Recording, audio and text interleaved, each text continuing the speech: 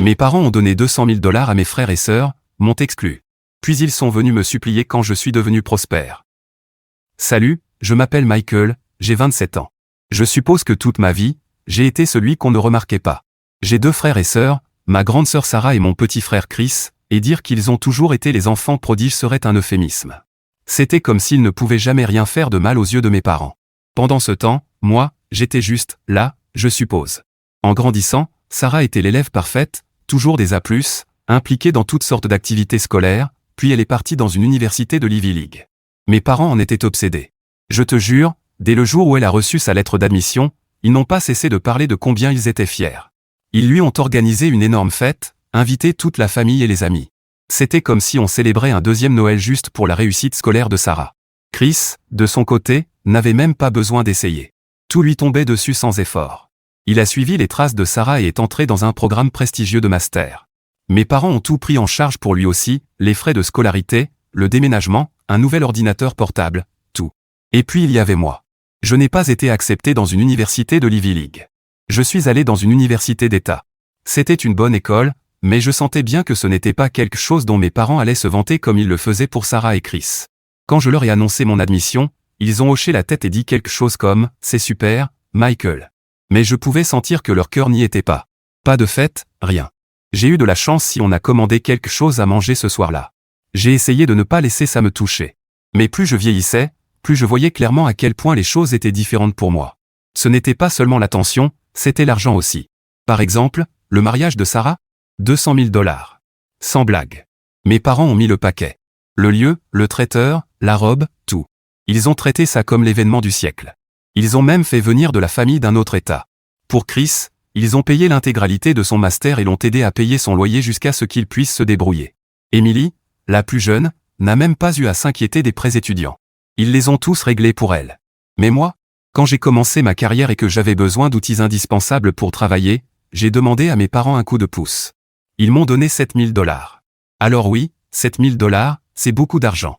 Mais quand tu compares ça aux 200 000 $ d'un mariage ou au paiement complet des études de quelqu'un, ça pique un peu. J'avais l'impression d'obtenir le strict minimum juste pour qu'ils puissent dire qu'ils m'avaient aidé. Et ce n'était pas qu'une question d'argent.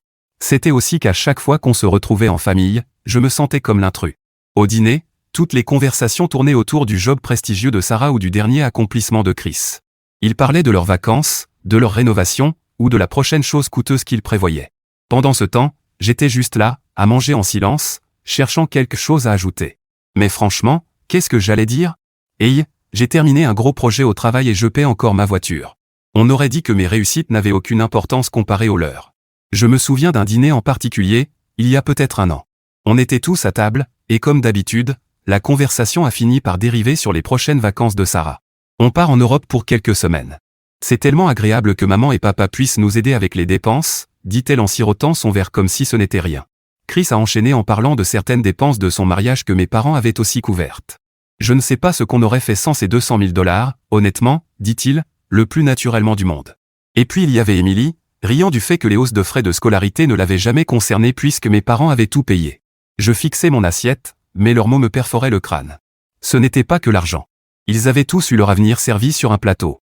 Moi, j'avais dû me battre pour chaque dollar, prendre des prêts pour m'en sortir. Tout était un combat pour moi alors que n'avait même pas l'air de comprendre ce que c'était que s'inquiéter. Et le pire? Personne ne semblait remarquer que je ne participais pas. Je sentais la frustration monter. Mon visage chauffait, mes mains étaient serrées sous la table, et je n'ai pas pu me retenir. J'ai murmuré, ça doit être sympa. Silence immédiat. Tous les regards se sont tournés vers moi. Sarah a été la première à parler. Qu'est-ce que c'est censé vouloir dire, Michael? Elle avait ce mélange de confusion et d'agacement, comme si elle ne pouvait même pas imaginer pourquoi j'étais contrarié. J'ai pris une grande inspiration, essayé de rester calme, mais tout est sorti d'un coup. Ça veut dire que tout le monde ici a tout reçu sur un plateau d'argent. Certains d'entre nous doivent réellement travailler pour avoir ce dont ils ont besoin. Je pouvais voir qu'ils ne comprenaient pas. Chris a juste haussé les épaules comme si ce n'était rien.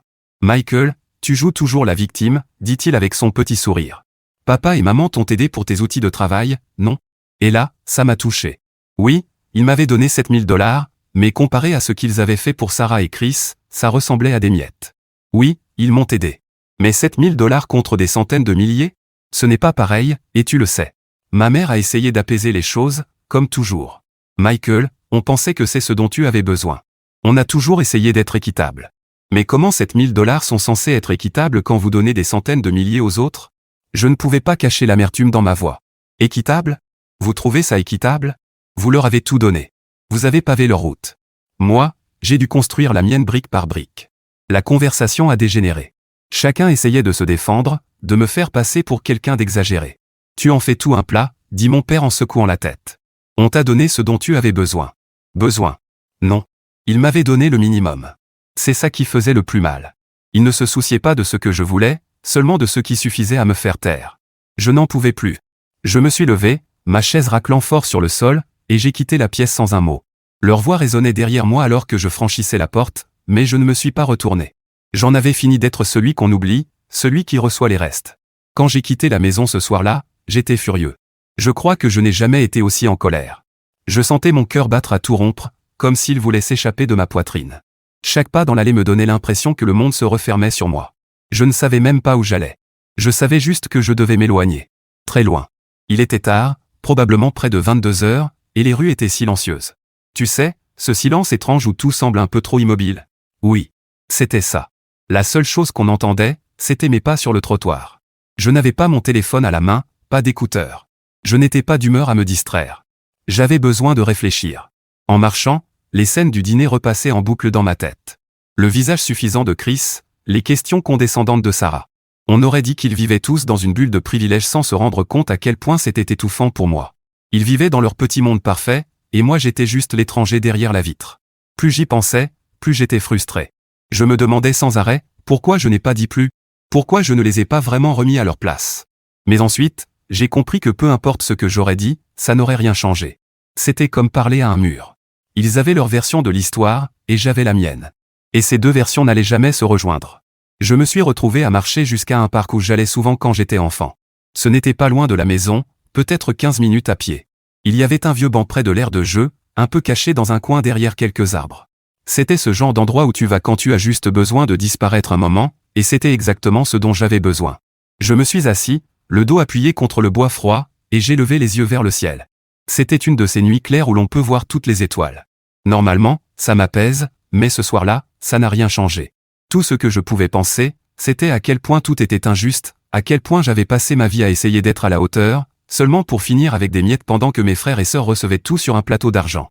Mon téléphone a vibré dans ma poche, et pendant une seconde, j'ai pensé à ne pas regarder. Mais la curiosité l'a emporté, alors je l'ai sorti. Évidemment, c'était un message d'Emily. « Michael, où es-tu? Tu dois revenir. Parlons-en. » Parler. Oui. Bien sûr. J'avais déjà entendu ça 1000 fois. Les discussions n'ont jamais rien réglé dans ma famille. C'était toujours la même histoire, maman et papa expliquant pourquoi les choses étaient comme ça et moi, à qui on disait d'accepter. Mais cette fois, je n'étais pas d'humeur pour leurs excuses. Je n'ai pas répondu. J'ai remis le téléphone dans ma poche. Je n'étais pas prêt à gérer Emily, ni qui que ce soit d'autre. J'avais besoin de temps pour réfléchir et me calmer. Assis là, j'ai commencé à repenser à tout. Toutes ces années où je me suis senti invisible, tous ces moments où j'ai été relégué au second plan. Je n'ai jamais été un enfant parfait, mais je ne méritais pas d'être traité comme si j'étais moins important que les autres. Ce n'était pas une question d'argent, pas vraiment. C'était une question d'être vu, d'être valorisé. Et pour une raison que je n'arrivais pas à comprendre, mes parents avaient décidé que mes rêves, mes besoins, n'avaient pas autant d'importance que ceux de Sarah ou Chris. J'ai donné un coup de pied dans une pierre et je les regardais rouler dans l'air de jeu. Je ne pouvais pas rester là éternellement, même si l'idée de ne jamais retourner dans cette maison était tentante. À un moment, il faudrait que je décide quoi faire. Mais pour l'instant, je voulais juste être seul. Je ne sais pas combien de temps je suis resté là, mais au bout d'un moment, le froid a commencé à me saisir. L'automne approchait, et les nuits devenaient plus fraîches. J'ai resserré ma veste autour de moi en sentant le vent traverser le tissu. J'ai pensé à rentrer, mais l'idée de marcher dans cette maison, de les affronter après tout ça, me donnait la nausée. Mon téléphone a vibré à nouveau. Cette fois, c'était un appel. Le nom d'Emily s'est affiché. Je suis resté à le fixer, hésitant. Une partie de moi voulait l'ignorer. Une autre s'est dit que peut-être, pour une fois, elle comprenait. J'ai hésité encore quelques secondes avant de décrocher. « Michael, où es-tu » dit Emily, sa voix calme mais toujours avec cette petite pointe de supériorité qui m'agaçait. « Ça n'a pas d'importance » répondis-je d'un ton plat. « Je ne rentre pas ce soir. » « Allez, tu es ridicule. On est une famille. On doit parler de ça. » Comme si c'était si simple. « Parler » fis-je avec un rire amer. « Tu veux dire comme d'habitude » Ou vous m'expliquez pourquoi je devrais être reconnaissant pour les miettes que je reçois pendant que vous vous félicitez d'être de si bons frères et sœurs? Ce n'est pas juste, répliqua-t-elle. On ne savait pas que tu te sentais comme ça. Comment vous auriez pu ne pas le savoir? Dis-je, la voix montant. À chaque dîner, tout tourne autour de vous, de Sarah, et de Chris. Vous avez les voyages, les maisons, les mariages payés, et moi, je récupère les restes. J'en ai marre de faire semblant que ça ne me dérange pas. Silence. Je pouvais presque l'entendre chercher quoi dire, quelque chose pour tout arranger, mais rien ne venait. Écoute, peut-être qu'on n'a pas vu les choses de ton point de vue, finit par dire Émilie, plus douce. Mais fuguer comme ça ne réglera rien. Ce n'est pas à propos de ce soir, Émilie, dis-je en me frottant les tempes. C'est à propos de chaque fois où j'ai été mis de côté, où vous viviez vos meilleures vies pendant que je me battais pour payer mes factures. J'avais besoin d'aide aussi, et tout ce que j'ai eu, c'est une boîte à outils. Elle est restée silencieuse un long moment. J'entendais les bruits de la maison derrière elle, des rires, des assiettes, comme si rien ne s'était passé, comme si je ne comptais pas. Reviens juste, dit-elle finalement. On va arranger ça. D'accord? Mais je n'étais pas prêt à arranger quoi que ce soit. Pas avec eux. J'ai besoin de temps, ai-je simplement dit avant de raccrocher. J'ai rangé mon téléphone et je me suis affalé contre le banc en regardant à nouveau les étoiles. Il faudrait plus qu'une discussion pour réparer tout ça. Il ne comprenait pas, et peut-être qu'il ne comprendrait jamais. Mais au moins ce soir-là, je n'allais pas être celui qui se tait pour que tout le monde soit confortable. Je n'ai presque pas dormi cette nuit en rentrant chez moi. Dans mon lit, je fixais le plafond, rejouant le dîner encore et encore dans ma tête. Peu importe comment j'essayais de l'analyser, je n'arrivais pas à comprendre comment on en était arrivé là. Comment ma propre famille pouvait être si aveugle à tout ce que j'avais enduré? Oui, ils avaient leur vie, leurs problèmes, mais était-ce vraiment si difficile de voir à quel point tout avait été injuste? Au fil des heures, j'ai commencé à réfléchir plus profondément. Pas seulement au dîner, mais à tout ce qui avait mené à ce moment. Toutes ces années à être mis de côté. Tous ces moments que j'avais laissés passer en me disant que ce n'était pas grave, alors qu'en réalité, ils s'empilaient tranquillement en moi. J'ai finalement compris que ce n'était pas un incident isolé. Ça durait depuis toujours. Ce n'était pas seulement l'argent. Oui, ça faisait mal, mais c'était plus que ça. C'était la façon dont on m'avait traité, dont j'avais toujours été celui qui devait se débrouiller, pendant qu'eux étaient entourés, soutenus, financés. J'étais celui qui devait tout apprendre seul. Et ce n'est même pas comme si je voulais qu'ils m'entretiennent. Je voulais juste qu'on me voie, qu'on reconnaisse que j'existe, que ma vie vaut autant que celle de Sarah et Chris. Allongé dans le noir, j'ai réalisé autre chose.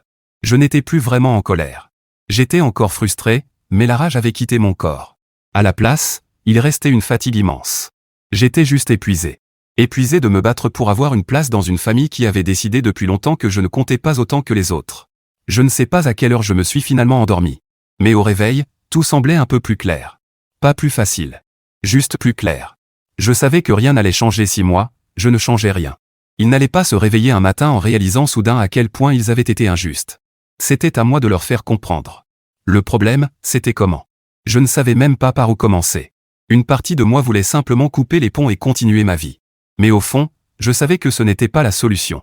Aussi dysfonctionnelle que soit la situation, il restait ma famille. Je ne voulais pas les abandonner, pas complètement. Je voulais juste que les choses soient différentes.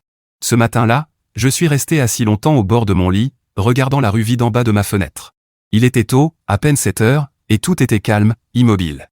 Je ne pouvais pas m'empêcher de repenser à toutes les fois où j'avais essayé d'aborder ces sujets auparavant, où j'avais vaguement laissé entendre que quelque chose n'allait pas, pour être aussitôt ignoré ou traité comme si j'exagérais.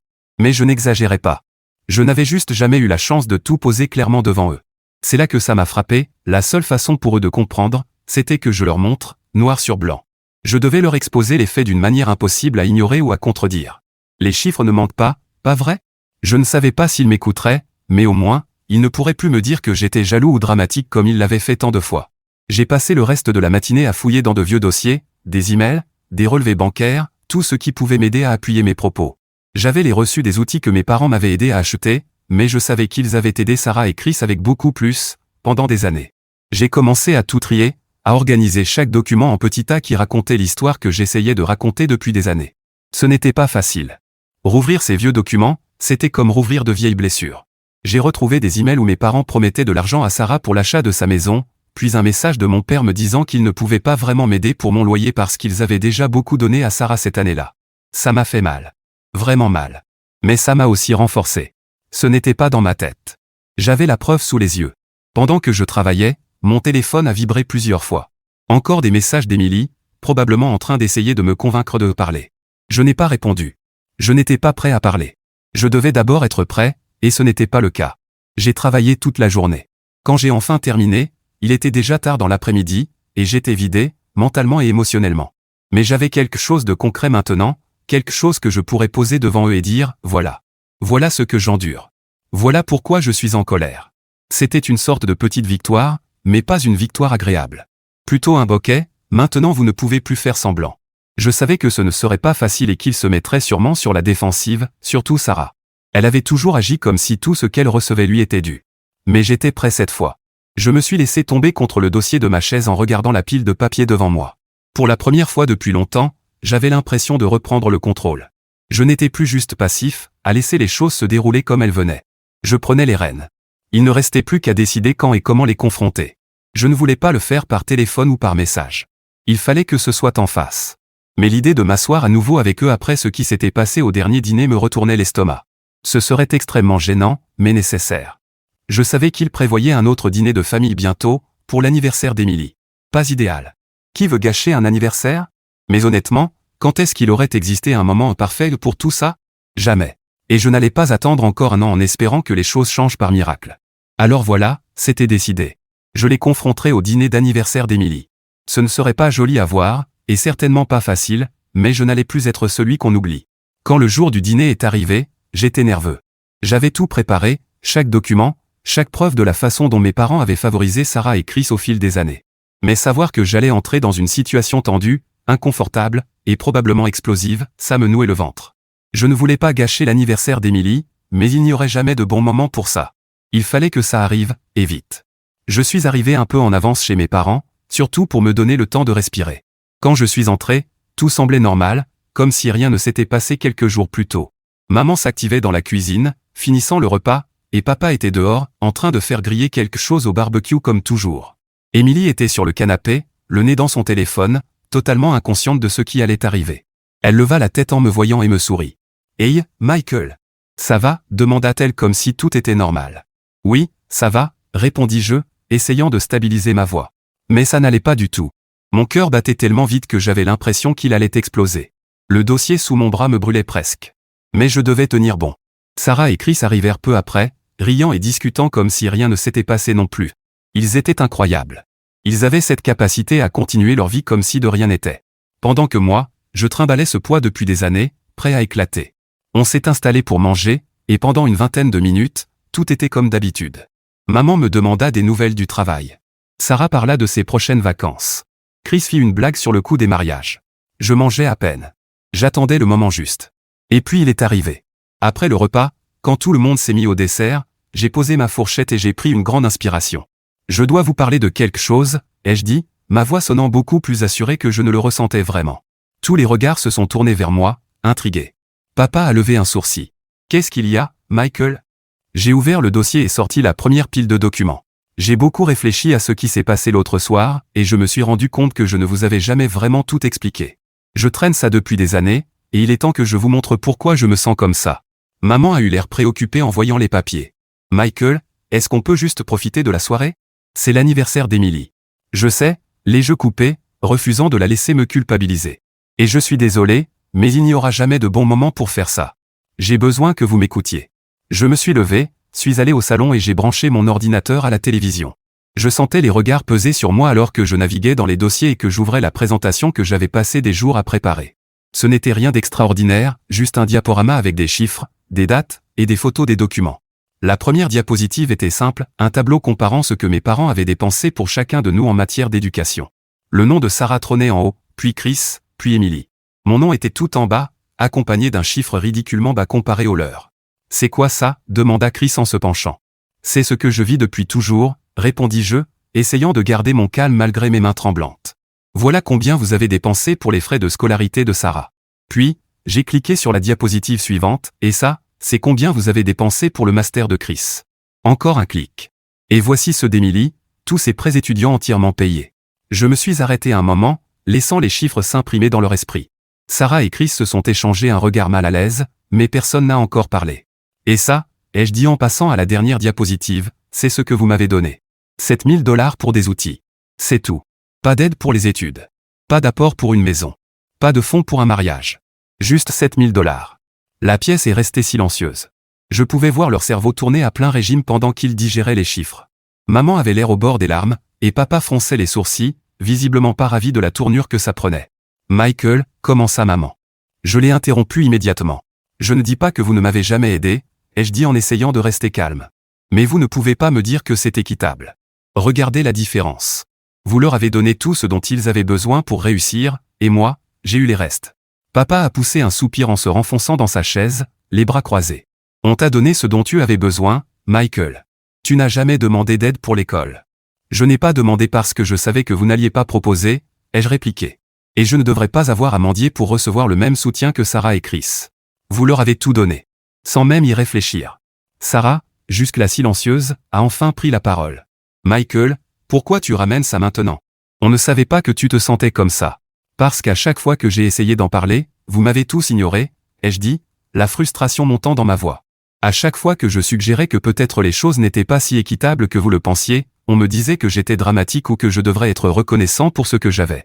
Mais ce n'est pas une question d'argent. C'est comment vous m'avez fait me sentir, comme si j'avais moins d'importance que vous. Émilie fixait son assiette, mal à l'aise. Je ne savais pas que c'était aussi grave, Michael, murmura-t-elle. C'est justement ça, ai-je dit en éteignant la présentation. Aucun de vous ne savait parce que personne n'a pris la peine de regarder. Vous étiez tous trop occupés à vivre vos vies parfaites, et moi j'étais juste là, à essayer de garder la tête hors de l'eau. Un long silence a suivi. Maman a essuyé une larme, et papa était toujours crispé, mais personne ne contredisait.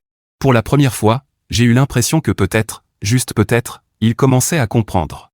Je ne vous demande pas de vous excuser, ai-je dit pour briser le silence. Je voulais juste que vous voyiez ce que j'ai traversé. Que vous compreniez pourquoi je ressens les choses comme ça. La pièce est restée silencieuse, saturée de tension. Personne ne savait quoi dire, et honnêtement, ça me convenait. Je n'avais pas besoin de mots. Seulement qu'ils ouvrent enfin les yeux. Après ma présentation, je pouvais voir que personne ne savait comment réagir. L'air était lourd, presque palpable, comme si la tension avait doublé. Chacun tentait de trouver une réponse qui ne mettrait pas encore plus le feu aux poudres. Honnêtement, je ne m'attendais pas à des excuses immédiates ou à une grande scène d'unité familiale. Mais j'espérais au moins une reconnaissance du fait que mes sentiments n'étaient pas sortis de nulle part. Je me suis rassis, le cœur battant encore comme un marteau. Maman triturait sa serviette, ses yeux allant de l'un à l'autre pour essayer de lire leurs pensées. Papa n'avait presque pas parlé depuis le début. Il n'était clairement pas à l'aise. Bras croisés, mâchoires serrées, exactement le genre de silence qui précède une explosion. Le classique. Sarah a finalement pris la parole. Je ne savais pas que c'était à ce point-là, dit-elle doucement, plus sérieusement que d'habitude. Elle ne me regardait pas, elle fixait son assiette, piquant dans ce qu'il restait de gâteau. Je haussai un sourcil. Tu ne savais pas? Allez, Sarah. Ce n'est pas nouveau. Je lâche des indices depuis des années, et à chaque fois, c'est balayé d'un revers de main. Elle a levé les yeux un instant, puis les a redirigés vers son assiette. Je ne sais pas. Je suppose que, je ne sais pas. Ce n'était pas grand-chose, mais c'était un début. Chris, en revanche, était toujours agacé, comme si j'avais saboté une soirée parfaite avec mes états d'âme. Michael, je comprends que tu te sentes exclu ou je ne sais pas quoi, mais on a tous eu ce dont on avait besoin, dit-il en se reculant. J'ai travaillé dur moi aussi. Ce n'est pas parce que papa et maman m'ont aidé que je n'ai pas fourni d'efforts. Ça m'a fait exploser intérieurement. Des efforts? Sérieusement, Chris? Je ne dis pas que tu n'as pas travaillé, mais tu n'as jamais eu à galérer comme moi, ai-je lancé. Tu as toujours eu un filet de sécurité. Papa et maman étaient derrière toi à chaque étape. Pendant ce temps, je me débrouillais seul, en essayant de survivre. Ce n'est pas comparable, et tu le sais. Chris haussa les épaules, clairement pas convaincu. Ce n'est pas une question d'effort, ai-je continué, tentant de garder mon calme. C'est une question d'opportunité. Vous avez pu suivre vos rêves sereinement, sans vous soucier du loyer ou des factures. Moi, je n'ai jamais eu ce luxe. Émilie, qui n'avait presque rien dit, s'est enfin manifestée. Michael, je suis désolé. Je ne savais vraiment pas que tu te sentais comme ça. Je n'ai jamais pensé à l'aspect financier. J'ai soupiré. C'est bien ça le problème. Personne n'y pensait parce que personne n'était impacté. C'est facile d'ignorer quelque chose quand ça ne te touche pas. Elle hocha la tête, l'air coupable. Pour un moment, je me suis dit qu'elle comprenait peut-être. Qu'ils comprenaient tous, un peu. Mais je n'étais pas encore convaincu. Papa s'est raclé la gorge, et tout le monde s'est tourné vers lui. Il avait été tellement silencieux qu'on aurait presque oublié qu'il était là. Michael, ta mère et moi, nous n'avons jamais voulu que tu te sentes comme ça, dit-il d'une voix mesurée, pesant chaque mot. On pensait faire ce qu'il y avait de mieux pour chacun de vous. Je sentais la frustration remonter, mais je me suis retenu. Il fallait écouter jusqu'au bout. Nous avons aidé Sarah et Chris avec leurs études parce que, c'est ce qu'ils ont demandé. Toi, tu n'as jamais vraiment demandé grand-chose. Tu as toujours semblé si indépendant, comme si tu ne voulais pas qu'on t'aide. Je l'ai regardé, abasourdi. Papa. Je n'ai pas demandé d'aide parce qu'à chaque fois que je tentais quelque chose, on me disait qu'il n'y avait plus d'argent, ou que vous aviez déjà fait assez pour moi. À quoi bon demander encore quand je connaissais déjà la réponse? Maman est intervenue, sa voix douce, presque suppliante. Michael, on faisait ce qu'on pensait être juste selon ce que chacun avait besoin à ce moment-là. Peut-être qu'on n'a pas réalisé que l'écart était si grand. Mais on faisait de notre mieux. J'ai secoué la tête en frottant mes tempes. Ce n'est pas qu'une question d'argent, maman. C'est la façon dont je me suis senti mis à l'écart toute ma vie. Vous étiez tellement occupé à assurer que Sarah et Chris soient bien que vous n'avez même pas remarqué que je me noyais. Je ne demandais pas la charité. Je demandais juste d'être vu. Le silence retomba, lourd. Je pouvais voir mes parents réfléchir, essayant de trouver la bonne réponse. Papa laissa échapper un long soupir, l'air plus vieux que je ne l'avais jamais vu. Michael, on n'a jamais voulu te faire sentir que tu ne comptais pas. On t'aime. Tu le sais, hein? J'ai hoché la tête, mais ça sonnait creux. Je sais que vous m'aimez. Mais l'amour, ce n'est pas que des mots. Ce sont des actes. Et vos actes ont clairement montré quelles étaient vos priorités. Maman essuya ses yeux avec un mouchoir, sa voix tremblant lorsqu'elle parla. On ne voulait pas te blesser, Michael. Vraiment pas. Je sentais ma colère commencer à s'atténuer, remplacée par une douleur sourde dans la poitrine. Je n'étais pas là pour les blesser non plus. Je voulais juste que les choses soient différentes. Je voulais qu'ils comprennent à quel point tout cela m'avait affecté, et je n'étais pas sûr qu'ils le comprenaient totalement. Mais au moins, la discussion avait lieu. C'était déjà quelque chose. Non. Sarah se racla la gorge, rompant le silence. Je pense qu'on doit trouver un moyen de réparer ça.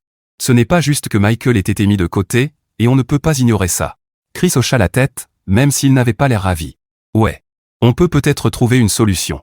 Maman et papa échangèrent un regard, et pour la première fois depuis longtemps, j'avais l'impression qu'on était tous sur la même longueur d'onde, ou au moins, qu'on s'en rapprochait. Je me suis adossé à ma chaise, tiraillé entre l'épuisement et un certain soulagement. Ça n'allait pas tout réparer. Des années à se sentir comme l'enfant oublié, ça ne disparaît pas en une soirée. Mais peut-être, juste peut-être, que c'était le début d'autre chose. Après ce dernier dîner de famille, j'ai dit à mes parents et mes frères et sœurs que j'en avais assez.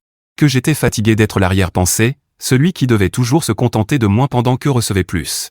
Je me souviens leur avoir dit que je comptais en parler au reste de la famille. Je voulais entendre leurs avis, parce que, honnêtement, je me demandais si quelqu'un avait déjà remarqué la façon dont j'avais été traité. Et c'est là que mon père, de toutes les personnes possibles, s'est tourné vers moi avec ce regard froid. « Michael, tu devrais juste être content de ce que tu as, » m'a-t-il dit. « Si ça ne te plaît pas, alors peut-être que tu devrais partir. » Ça m'a transpercé. Je savais déjà où j'en étais avec eux, mais l'entendre dit aussi brutalement, c'était comme le dernier clou dans le cercueil. Alors j'ai fait exactement ce qu'il a dit. Je suis parti. Pas seulement ce soir-là. Je suis parti pour de bon. À partir de là, j'ai décidé de me concentrer sur moi. J'avais perdu trop de temps à chercher leur approbation, à essayer de leur prouver que je valais autant que les autres. Ce n'était plus la peine. Je me suis plongé dans mon travail, à construire ma vie sans le poids de leur jugement. Je savais que j'avais du potentiel, et je n'allais plus les laisser m'empêcher d'avancer. Les débuts n'ont pas été simples. Quitter sa famille, ce n'est jamais quelque chose qu'on fait sans culpabilité. Mais plus je prenais mes distances, plus je réalisais l'énergie que j'avais gaspillée à essayer de leur plaire. Je me suis concentré sur ma carrière, j'ai travaillé comme jamais. Et devine quoi? Ça a payé. Quelques années ont passé, et ma vie a complètement changé. Je ne me contentais plus de survivre. Je réussissais. Vraiment. Mon travail allait mieux que je n'aurais jamais pu l'imaginer. J'avais commencé petit, juste en essayant de m'en sortir. Mais au fil du temps, j'ai développé mon entreprise au point d'embaucher des employés. J'avais une équipe complète, et la satisfaction de savoir que j'avais bâti tout ça par moi-même valait plus que n'importe quelle validation que j'avais cherchée auparavant. Et le plus fou? Je ne m'en sortais pas juste correctement. Je faisais très bien. Le genre de réussite qui te fait repenser à toutes les fois où tu t'es senti nul, et rire. J'avais des clients qui venaient de partout, je créais des contacts que je n'aurais jamais imaginés.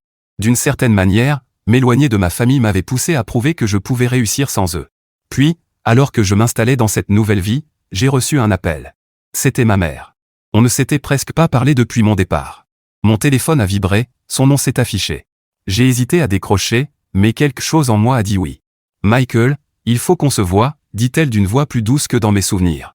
Il y avait quelque chose dans son ton, quelque chose que je n'arrivais pas à identifier. Ce n'était pas le sempiternel « il faut qu'on parle » teinté de culpabilisation auquel j'étais habitué. Ça sonnait, désespéré. J'ai hésité. Je n'avais pas envie de les revoir, mais ma curiosité a pris le dessus. Après quelques échanges, on s'est donné rendez-vous dans un café. Quand je suis arrivé, ils étaient déjà là, assis à une petite table près de la fenêtre. Ils avaient changé. Ils avaient l'air fatigués. Vieillis. Mon père, toujours si sûr de lui, presque arrogant, était affaissé sur sa chaise, l'air épuisé. Maman avait des cernes profonds, et elle triturait sa tasse, pas du tout son genre. Il y avait quelque chose qui clochait. Merci d'être venu, dit ma mère quand je me suis assis. Je n'ai rien dit. J'ai juste hoché la tête. Après un moment de silence gênant, mon père prit enfin la parole. Tes frères et sœurs, ils ont coupé les ponts avec nous, dit-il, sa voix plus basse que jamais. J'ai cligné des yeux. Comment ça? Ils ne nous parlent plus, ajouta maman, la voix tremblante. Sarah est partie vivre ailleurs avec son mari, et elle ne répond plus à nos appels. Chris s'est éloigné lui aussi. Et Emily, eh bien, ça fait des mois qu'on n'a pas de nouvelles. Je restais là, essayant d'assimiler ces mots. C'était difficile à croire.